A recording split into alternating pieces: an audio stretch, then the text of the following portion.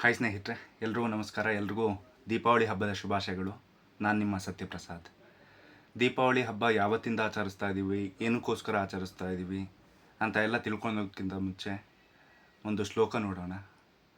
ಓಂ ಪೂರ್ಣಮದ ಪೂರ್ಣಮಿದ ಪೂರ್ಣಾತ್ ಪೂರ್ಣಮುದಚ್ಯತೆ ಪೂರ್ಣಸ್ಯ ಪೂರ್ಣಮಾದಾಯ ಪೂರ್ಣಮೇವಾವಶಿಷ್ಯತೆ ಅಂತ ಹೇಳ್ತಾರೆ.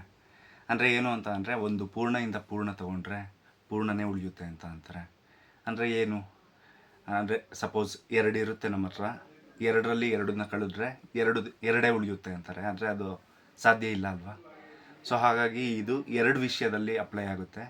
ಒಂದು ಬಂದು ಜ್ಞಾನನ ಹಂಚಿದ್ರೆ ಆ ಜ್ಞಾನ ಹಾಗೆ ಇರುತ್ತಂತೆ. ಅದಾದಮೇಲೆ 2ನೇ ವಿಷಯ ಬಂದು ದೀಪ, ಬೆಳಕು.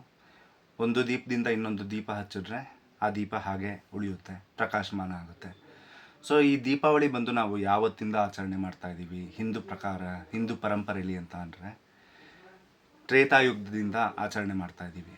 ಅಂದರೆ ತ್ರೇತಾಯುಗದಲ್ಲಿ ರಘುವಂಶದ ರಾಜ ಶ್ರೀರಾಮ ಬಂದು ರಾವಣನ ಸಂಹಾರ ಮಾಡ್ತಾನಂತೆ.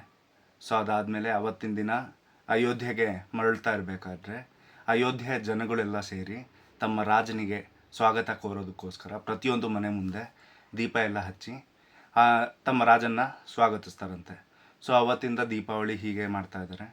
ಇದು ತ್ರೇತಾಯುಗದ ಕಥೆ. ಆದರೆ ದ್ವಾಪರ ಯುಗದಲ್ಲಿ ನರಕಾಸುರ ರಾಜ ಇದ್ದಂತೆ. ಸೊ ನರಕಾಸುರ ರಾಜನ್ನ ಕೃಷ್ಣ ಸಂಹಾರ ಮಾಡ್ತಾನಂತೆ. ಸೊ ಅದಕ್ಕೋಸ್ಕರ ನರಕ ಚತುರ್ದಶಿ ಅಂತ ಅಂತಾರಂತೆ. ಇನ್ನು ಉತ್ತರ ಭಾರತದ ಕಡೆ ಲಕ್ಷ್ಮಿ, ಬರೀ ಉತ್ತರ ಭಾರತ ಅಂತ ಅಲ್ಲ, ಎಲ್ಲ ಕಡೆ ಲಕ್ಷ್ಮಿನ ಎಲ್ಲ ಪೂಜೆ ಮಾಡೋದು ಎಲ್ಲ ಜಾಸ್ತಿ. ಸೊ ಅವರು ಏನಂತಾರೆ ಅಂತಂದರೆ, ಧನಲಕ್ಷ್ಮಿ ಸಂಪತ್ತು ಎಲ್ಲ ಕೊಡಲಿ ಅಂತ ಅಂದ್ಬಿಟ್ಟು ಧನ್ತೇರಸ್ ಅಂತ ಅಂತಾರೆ. ಇದನ್ನು ಧನ್ತೇರಸ್ ಅಂದರೆ ಧನತ್ರಯೋದಶಿ ಅಂತ ಅಂದ್ಬಿಟ್ಟು ಎಲ್ರಿಗೂ ಲಕ್ಷ್ಮೀ ದೇವಿ ಸುಖ ಶಾಂತಿ ನೆಮ್ಮದಿ ಎಲ್ಲ ಕೊಡಲಿ ಅಂತ ಅಂದ್ಬಿಟ್ಟು ಧನ್ತೇರಸ್ ಅಂತ ಮಾಡ್ತಾರೆ. ಸೊ ಅದಾದಮೇಲೆ ಬಲಿಪಾಡ್ಯಮಿ ಬಗ್ಗೆ ನಿಮ್ಮೆಲ್ರಿಗೂ ಗೊತ್ತು. ನಾನು ಅದ್ರ ಬಗ್ಗೆ ಏನು ಹೇಳಬೇಕಾಗಿಲ್ಲ. ವಾಮನ ಬಲಿಪಾಡ್ಯಮಿ, ಸೊ ಇದೆಲ್ಲ ಹೀಗೆ. ಮೇಯ್ನಾಗಿ ದೀಪಾವಳಿ ಅಂತ ಅಂದರೆ ಬೆಳಕು, ಪ್ರಕಾಶಮಾನ, ದೀಪಗಳ ಆವಳಿ ಅಂತ ಅಂದ್ಬಿಟ್ಟು ಅಷ್ಟೇ.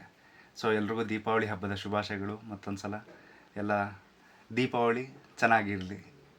ಥ್ಯಾಂಕ್ ಯು ಎಲ್ರಿಗೂ. ಈ ವಿಷಯ ಗೊತ್ತಿಲ್ಲ ಅಂತ ಅಂದರೆ, ಅಥವಾ ನಿಮ್ಗೇನು ಗೊತ್ತಿದೆ ಕಮೆಂಟ್ ಮಾಡಿ, ಫಾಲೋ ಮಾಡಿ. Thank you.